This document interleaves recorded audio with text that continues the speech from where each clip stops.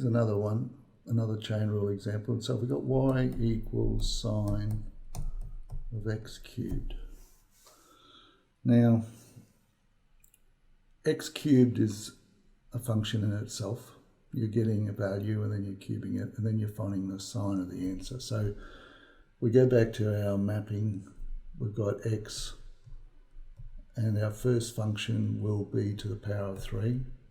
And I think that is the crucial thing. See, what is the first thing you've got to do? If I said, what's the value of y when x equals pi radians? Okay, you would put pi in there and then you would cube it and then you would find the sign of pi cubed.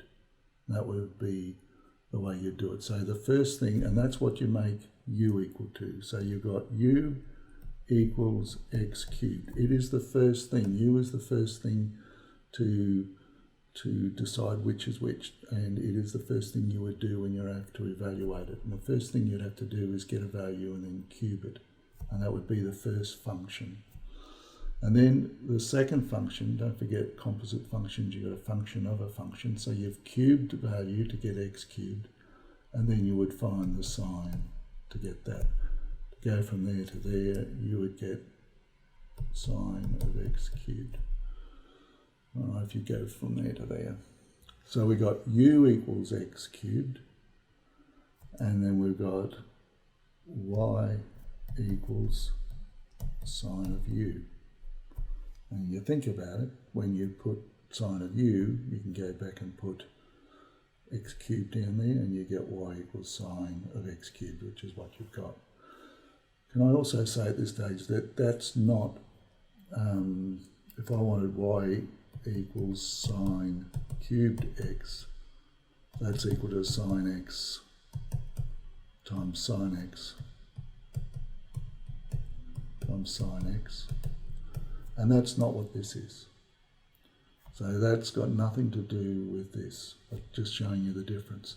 This is getting a value of x, cubing that value, and then getting the sign of your answer, which is nothing to do with that. Okay. So we've got u equals that, y equals sine of u. We quote the chain rule, so we got dy dx equals dy du times du dx. So we got u equals that, so therefore from that we can find what du dx is equal to, because we've got to do the substitution in there, and that's 3x squared. And if we know that y equals sine of u, then dy du, so we're differentiating this with respect to u, is equal to derivative of sine is cos of u. So now we can do our substitution. Dy du is cos u times du dx is equal to 3x squared.